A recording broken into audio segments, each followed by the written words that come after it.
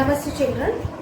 In part 2 of the chapter Environment and Natural Resources, I explained you about the Kyoto Protocol, Common but Differentiated Responsibilities and Global Commons also. Now in this part, 3 part of this chapter, I am going to explain you about the common property resources, India's stand on environmental issues and India's efforts for environmental conservation. So let's begin with the first topic, that is common property resources.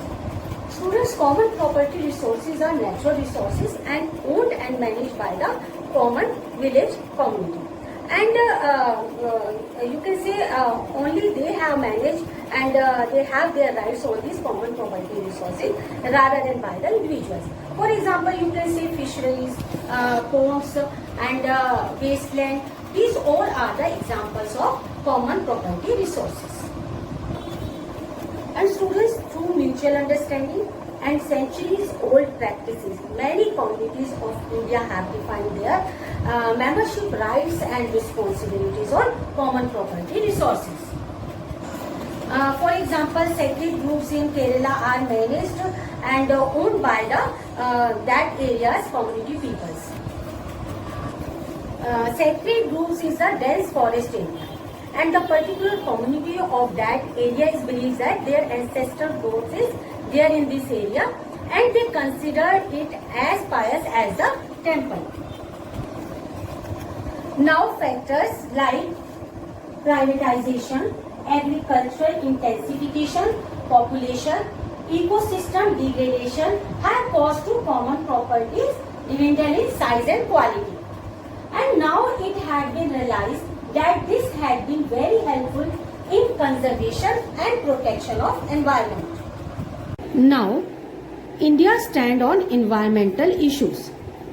On this topic, question is usually asked in 6 marks in board exam, and its answer has in 2 parts. First is India's stand on environmental issues, and second is India's efforts on environmental conservation. Student, India is one of the world's largest greenhouse gas emitter, and India has ratified the Paris Climate Agreement on 2nd October 2016. India, being a developing country, always felt that it was necessary that the developed countries take immediate measures to provide the developing countries with financial resources and clean technologies to help them to meet their existing commitments. India signed and ratified the Kyoto Protocol 1997 in August 2007. Kyoto Protocol was linked to the United Nations Framework Convention on Climate Change. As earlier I told you that Kyoto Protocol mandated that industrialized nations cut their greenhouse gas emission as a time when the threat of global warming was growing rapidly. And India was exempted from the requirement of the Kyoto Protocol because its per capita emission of greenhouse gases during the industrialization period was not significant. At the G8 meeting in June 2005, India pointed out that the per capita emission of the developing countries is very small as compared to developed countries. And student, as you know, already I told you about the G8 member countries. So again I want to tell you that G8 member countries are France, Germany, United States, Russia, Italy, Japan, UK and Canada. These countries are highly industrialized nations that hold an annual meeting to foster consensus on the global issues like you can say economic growth and crisis management, global security, energy, terrorism. And India's international negotiating position depend on the principle of historical responsibility as mentioned in UNFCCC, mean United Nations Framework Convention on Climate Change. In this regard, India feels that it is not fair to impose any restrictions on it. When the country's rise in per capita carbon emission by 2030 in likely to be less than half the world average of 3.8 tons in 2000. So students, you see in all these conferences, whether it is Kyoto Protocol or UNFCCC or it is G8, India is taking the side of southern countries. It is demanding the countries of north to provide clean technology to fulfill the commitment that the developing nations have made towards environmental conservation.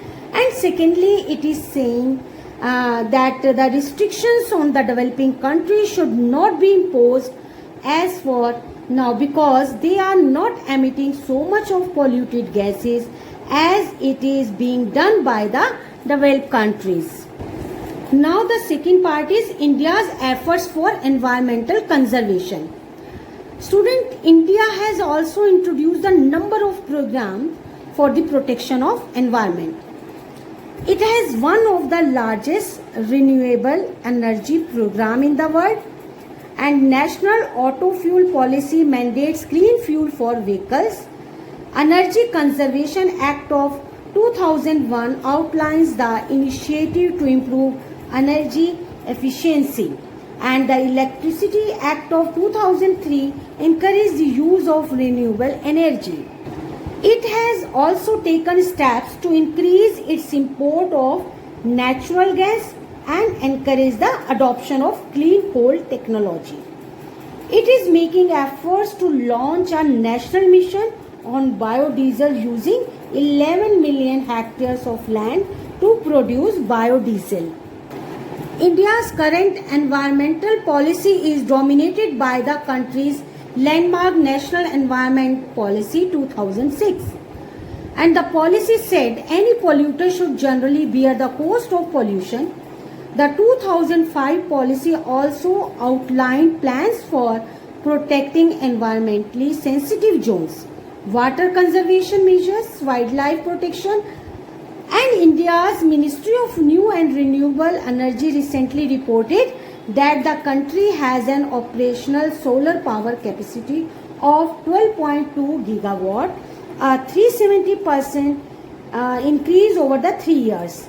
India's solar energy capacity has largely been fueled by the country's national solar mission and the endeavor, and now has the world's largest renewable energy expansion program in place with the aim of generating 175 gigawatt by 2022.